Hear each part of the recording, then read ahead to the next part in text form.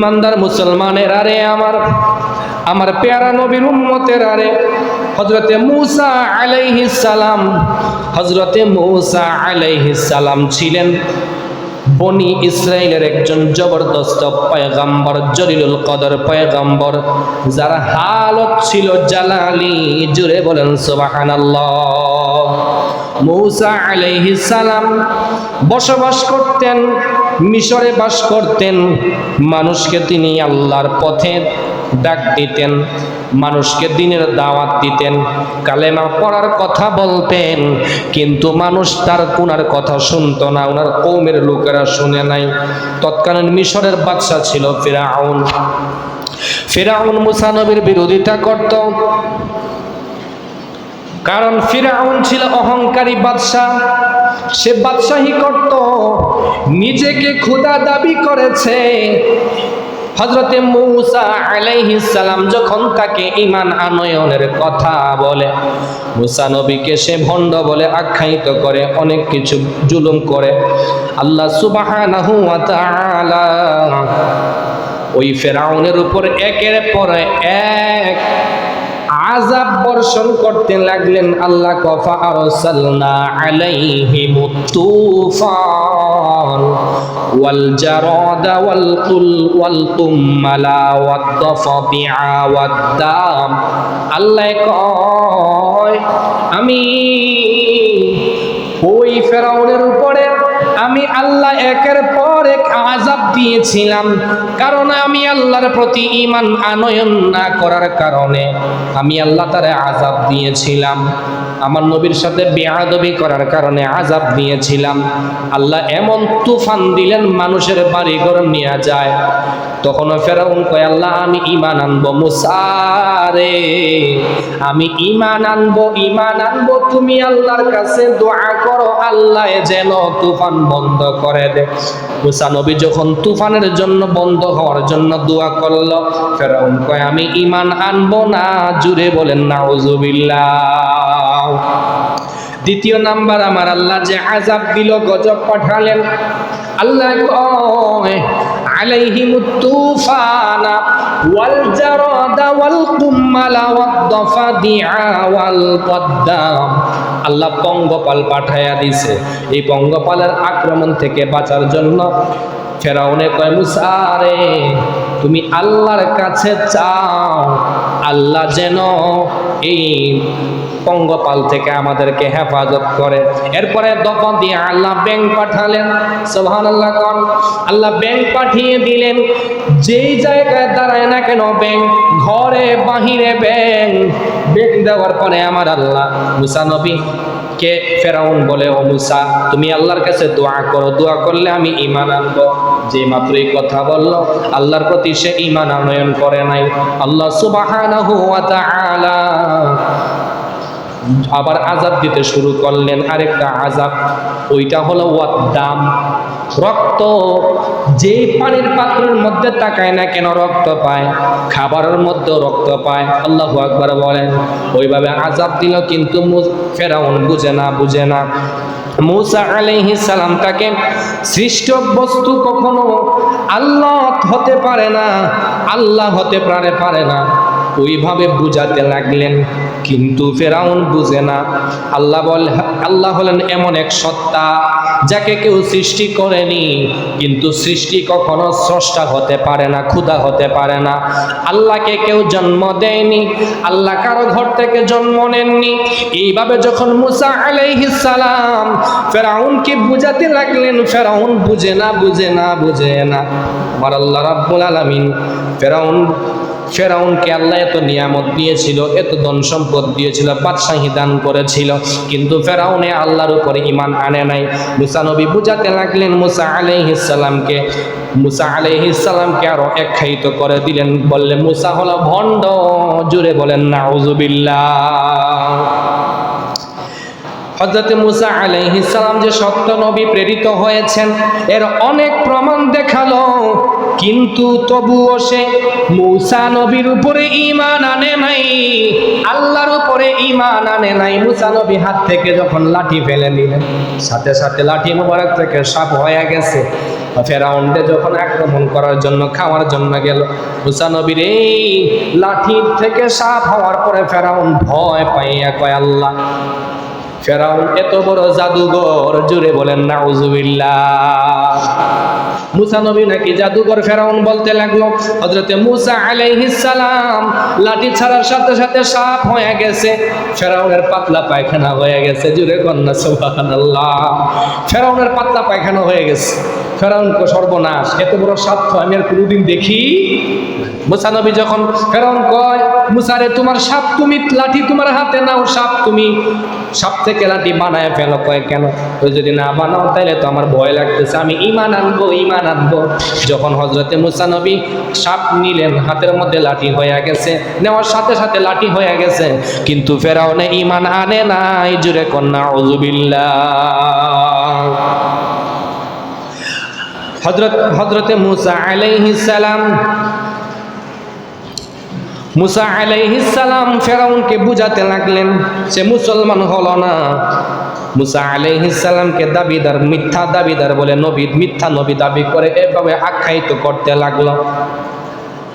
তার কওম বনি ইসরাইলকে নানাভাবে উৎপীড়ন করতে ও কষ্ট দিতে লাগলো। মূসা আলাইহিস সালামের কওম বনি ইসরাইল যারা ঈমান আনছে তাদেরকে কষ্ট দিতে লাগলো। ফেরাউনের ঈমান আনার আর কোনো আশা নাই। তখন আল্লাহ পাকের আযাব এসে গেল।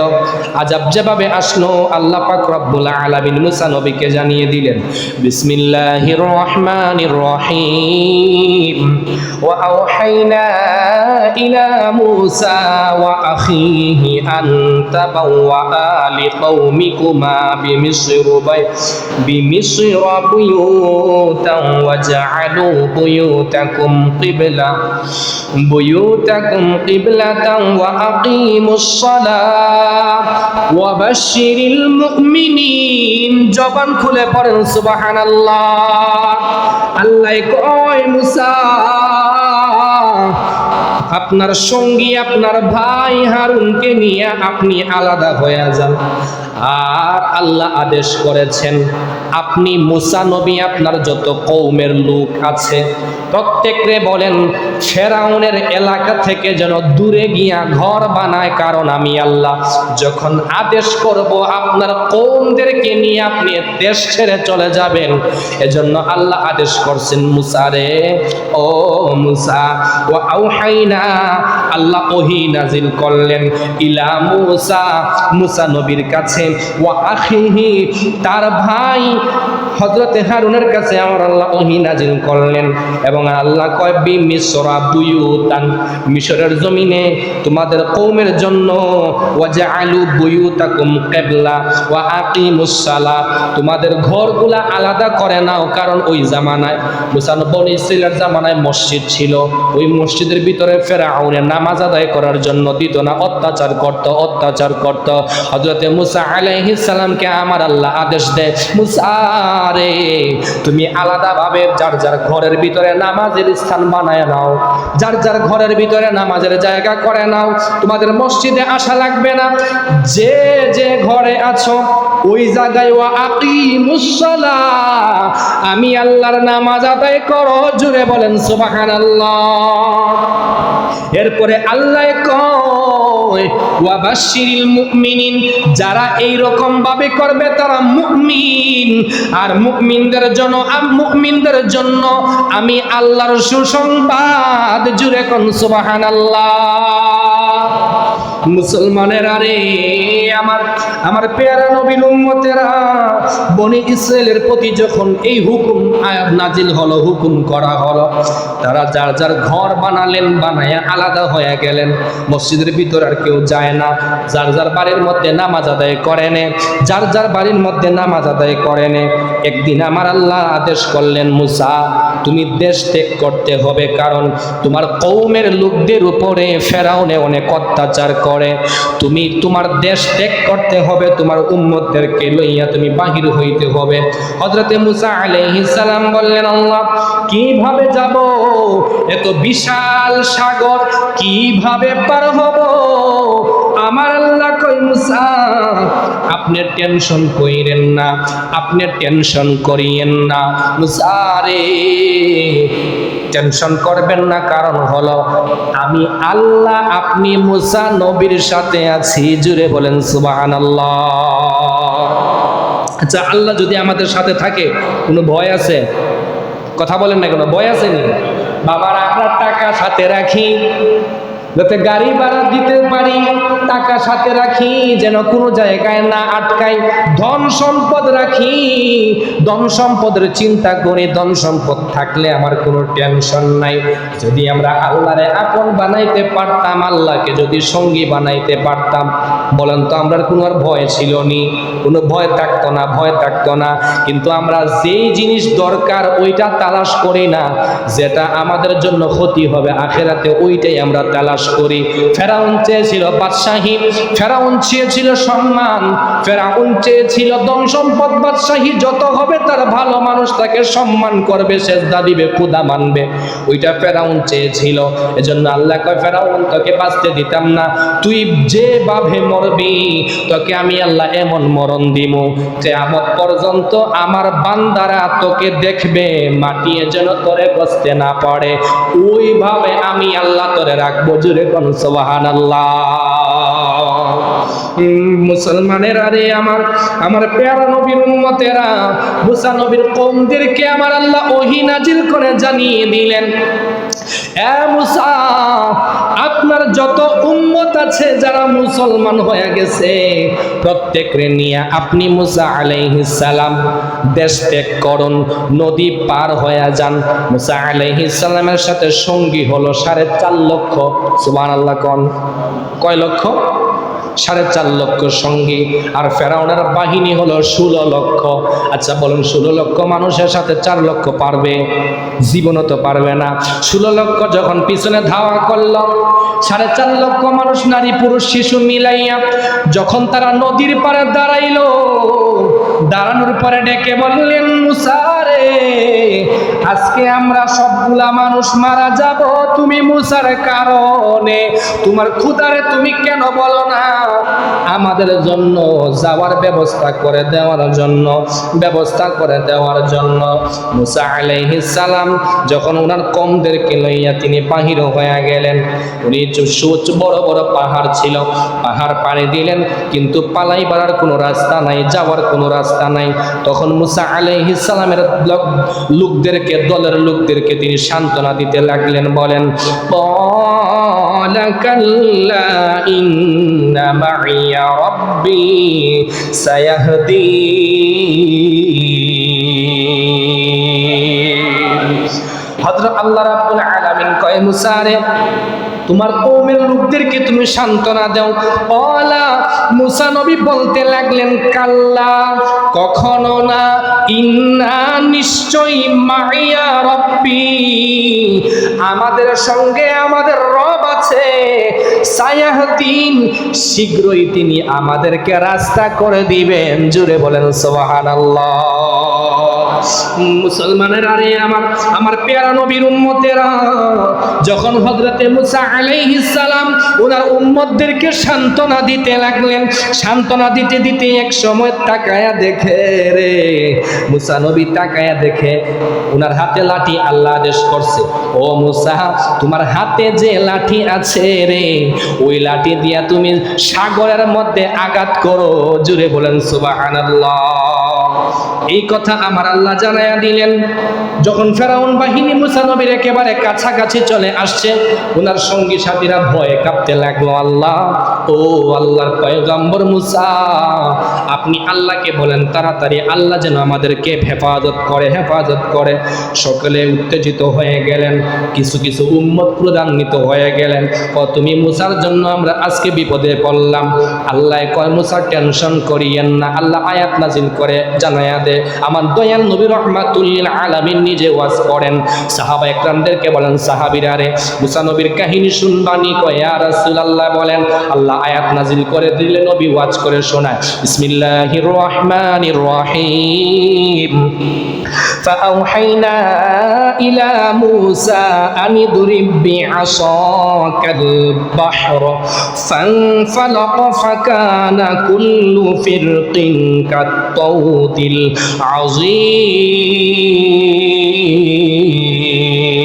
العظيم। স্বয়ং রব্বুল আলামিন কালামে হাকিমের মধ্যে বলেন, ফাআওহাইনা ইলা মূসা, আমি আল্লাহ মুসা নবীকে আদেশ করলাম, ওহী করলাম, মুসা রে আনি দুরিব্বি আসাকাল বাহর, তোমার হাতে যে লাঠি আছে ওই লাঠি দিয়ে সমুদ্রের মধ্যে আঘাত করো। সুবহানাল্লাহ বলেন। ফানফালাক ফাকানা কুল্লু ফিরকিন কাত্তাউদিল আযীম। মুসা নবী যখন লাঠি দিয়ে সাগরের মধ্যে আঘাত করলো, আঘাত করার সাথে সাথে তাকায়া দেখে রে বিশাল বড় রাস্তা হয়ে গেছে। জুড়ে বলেন সুবহানাল্লাহ। মুসা নবীর সঙ্গে 12 দল ছিল, উনার কওমের মধ্যে 12 দল, বনি ইসরাইলের মধ্যে 12টা দল হয়ে গেছে। এক দল আরেক দল রে কয়, আমরা এক দল যদি ওই রাস্তা দিয়ে যায়, বাকিরা ওই রাস্তা দিয়ে যাইতাম না। মুসা নবী কয়, টেনশন করিও না। লাঠি দিয়ে যখন আঘাত করতে লাগলো, আলাদা আলাদা রাস্তা হয়ে গেছে, 12টা রাস্তা। জুড়ে বলেন সুবহানাল্লাহ। বাবারে আমার, আমরা যদি দেয়াল বানাই, রড সিমেন্ট বালি পাথর লাগে, কিন্তু আমার আল্লাহ এমন স্পেশাল একটা রাস্তা বানায়া দিলেন, মূসা আলাইহিস সালাম এবং ওনার কওম যেন পাড়ি দিতে পারে সাগর। আল্লাহ রাব্বুল আলামিন রড ব্যবহার করেন নাই, সিমেন্ট ব্যবহার করে নাই, বালি ব্যবহার করে নাই। আল্লাহর কুদরতি ভাবে রাস্তা হয়ে গেছে। সুবহানাল্লাহ বলেন। যখন রাস্তা হয়ে গেছে, ওনার কওমের লোকটা কয়, হায় হায়, পানির ভিতরে রাস্তা রে, এটা স্বয়ং মুসার আল্লাহর খেলা। জুড়ে বলেন সুবহানাল্লাহ। আল্লাহ কয়, বিসমিল্লাহির রহমানির রহিম, ওয়া তুরকিল বাহরা রাহওয়া ইন্নাহুম জুনদুম মুগরাকুন। সমুদ্রকে আমার আল্লাহ আদেশ দিলেন, পানিরে স্থির হয়ে যাও, আর ওরা এমন এক বাহিনী যা ডুবে মারা যাবে। আল্লাহু আকবার বলেন। আল্লাহ কলো মুসা নবীর সঙ্গীরা যাবে, রাস্তা হয়ে যাও, আর যখন ফেরাউনের বাহিনী আসবে তোমরা পানি চাপ দিবে, ফেরাউনের দলবল যেন মারা যায়। জুরে কোন সুবহানাল্লাহ। আমার আল্লাহ আদেশ করলেন, মুসা রে তোমার দল বল নিয়ে তুমি পার হয়ে যাও। মুসা আলাইহিস সালাম নিরাপদে ও পারে গিয়ে উঠলেন। ওঠার পরে পিছন দিকে তাকায় দেখে ফেরাউন বাহিনী পানির মধ্যে রাস্তার মধ্যে নামছে। সুবহানাল্লাহ কন্যা। ওই কওমের লোকেরা কয়, মুসা গো, আল্লাহ যেহেতু রাস্তা করে দিয়েছে, রাস্তা যেহেতু আল্লাহ করে দিয়েছে, তাইলে আল্লাহ বাঁচাইলো, কিন্তু ওই রাস্তা দিয়ে তো ফেরাউনের বাহিনীও আসে, আর মনে বাঁচার উপায় নাই, বাঁচার উপায় নাই, আপনি আল্লাহর কাছে দোয়া করেন। মূসা আলাইহিস সালাম বলেন, টেনশন করিও না।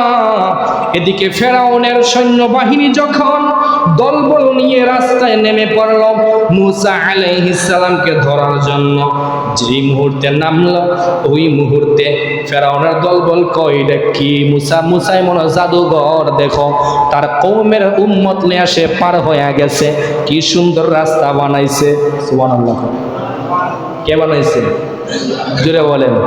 আল্লাহ বানাইলো সুন্দর রাস্তা। দেয়াল, দুই পাশের দেয়াল পানি দিয়ে দেওয়াল হয়ে গেছে। সুবহানাল্লাহ বলেন না। তখন ফেরাউনের সৈন্যবাহিনী হাত দিয়ে কয়, ঠিক আছে, খুব সুন্দর রাস্তা, যাই হোক আমরা পার হয়ে যাবো। যখন এই নিয়ত করলো, আল্লাহ কর, বিসমিল্লাহির রহমানির রহিম, হাত্তা ইযা আদরাকাহুল গরক ক্বালা আমানতু আন্নাহু লা ইলাহা ইল্লাল্লাযী আমানাত বিহি বানু ইসরাঈল ওয়া আনা মিনাল মুসলিমিন। পরিশেষে যখন ফেরাউন যখন পানির মধ্যে ডুব পড়ে গেল, তার সৈন্যবাহিনীরা পিছন দিকে তাকায়া দেখে রে পানি এইভাবে চাপ দিতে লাগলো। কয় সর্বনাশ, এত সুন্দর রাস্তা দেখলাম, এখন দেখি পানির চাপ দিয়ে মনে হয় আমরা আর বাঁচবো না, আমরা আর বাঁচবো না। একটা একটা করে সৈন্য যখন সবকিছু সবাই যখন সাগরের মধ্যে নেমে গেল, পানি দুদিক থেকে চাপ দিল, একটা একটা করে মরতে শুরু করলো, একটা একটা করে মারা গেল। মারা যাওয়ার পরে আমার আল্লাহ রাব্বুল আলামিন বড়টারে ধরছে, ওইটা মরো, ওইটা ঘোড়ার উপরে দাঁড়ায় কয় আল্লাহ তুমি ছাড়া কোনো মাবুদ নাই। আল্লাহ ফেরাউনে কয় আল্লাহ তুমি ছাড়া কোনো মাবুদ নাই। এখন মারা যাইব, মারা যাওয়ার সময় আল্লাহর উপরে ঈমান আনে। এতদিন আনছে না ঈমান, কয় আল্লাহ আমি তোমার উপরে ঈমান আনলাম। ফেরাউন কয় আমি ঈমান আনলাম বনি ইসরাইল যাতে ঈমান আনে, নিশ্চয়ই তিনি ব্যতীত কোনো মাবুদ নাই, আমি মুসলমানদের অন্তর্ভুক্ত হয়ে গেলাম। আল্লাহ কয় ফেরাউন তুই সারা জীবন নাফরমানি করছ, মরণের সময় তোর আজান আজরাইলে কবজ করব, ওই সময় তুই ঈমান আনার জন্য চেষ্টা করছ না, না কোনো লাভ হবে না, তুই ঈমান আনলে কাজ হবে না, কারণ তোর সব সময় চলে গিয়েছে, সময় গেলে সাধন হবে না। ঠিক কিনা বলেন? তখন মুসা আলাইহিস সালাম তাকায়া দেখে ফেরাউন পানির মধ্যে যখন পড়ল, বুড়ার উপরে উঠছে, বুড়া তো ডুবে না। আল্লাহ কয় জিবরাইল, ও জিবরাইল এক কাজ করো, ঘোড়ার ভিতরে কাদা মাটি পেক ঢুকায়া দাও। জুরে কোন সুবহানাল্লাহ। ঘোড়ার ভিতরে কি করলো? কাদা মাটি এবং পেক ঢুকায়া দিছে। আচ্ছা, কাদা মাটি পেক যখন ঘোড়ার পেটের ভিতরে গেছে, এটা ওজন হয়েছে না? ওজন হয়েছে নি? তখন ওজন হওয়ার সাথে সাথে নিচ দিক দিয়ে যখন যাইতে লাগলো, তখন ফেরাউন মারা গেল। ফেরাউন যখন মারা গেল, ফেরাউন মারা যাওয়ার পরে কিন্তু আল্লাহর উপর ঈমান আনছে, আল্লাহ কবুল করে নাই, কারণ গায়েবের প্রতি ঈমান আনতে হবে। মৃত্যুর ফেরেশতাকে দেখার পরে ঈমান আনলে ঈমান গৃহীত গ্রহণ করা হবে না। আল্লাহ কয় আল আনা ওয়া ক্বাদ আসাইতা ক্বাবলু ওয়া কুনতা মিনাল মুফসিদিন ফালইয়াউমা নুনাজ্জিকা বিবাদানিকা লিতাকুনা লিমান খালফাকা আয়া ওয়া ইন্না কাসীরাম মিনান নাসি আন আয়াতিনা লাগাফিলুন। আল্লাহ কই এতক্ষণে ইতিপূর্বে তো তুমি অমান্য করেছো।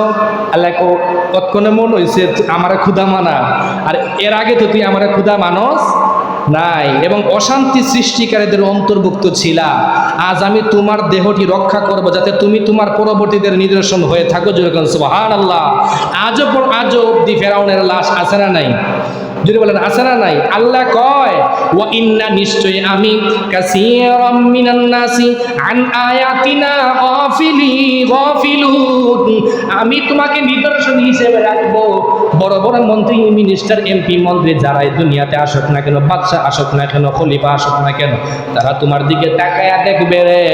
যত বড় বাদশা হও না কেন, আল্লাহর সাথে টক্কর দেওয়া যায় না। আল্লাহর সাথে যদি কেউ লাগতে চায় বাঁচতে পারবে? বাঁচতে পারবে? বাঁচতে পারবে না। নবীর সঙ্গে যদি বিয়াদবি করে কেউ বাঁচতে পারবে? ওদের সঙ্গে বিয়াদবি করে কেউ কি বাঁচতে পারবে?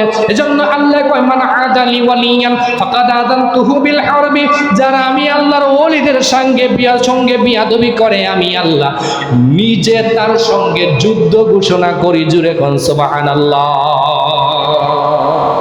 মুআজ্জাজ মুকাররম। তাহলে আমরা কার উপর বিশ্বাস করব? আল্লাহ কয়জন? তার কোনো শরীক আছে? যুগে বলেন শরীক আছে? শরীক নাই, তার কোনো শরীক নাই, লা শারিকা লাহু। আল্লাহ এবং আমার নবী জানিয়ে এসেছেন, তার উপর ঈমান আনতে হবে এবং বিশ্বাস করতে হবে, মানতে হবে। যা কিছু নিষেধ করেছেন তা বর্জন করতে হবে। সুবহানাল্লাহ। ফেরেশতাগণের প্রতি ঈমান আনতে হবে, কিতাব সমূহের প্রতি ঈমান আনতে হবে, তকদীরের ভালো মন্দের প্রতি ঈমান আনতে হবে। আল্লাহ পাক আমাদের সকলকে বুঝার তৌফিক দান করে করি, আমিন। মুআজ্জাজ মুকাররম, দান বক্সগুলো একটু ছেড়ে দেন। মিলাদুন নবীর জন্য সালাতুন ইয়া রাসূলুল্লাহ আলাইকুম সালামুন ইয়া হাবিবাল্লাহ আলাইকুম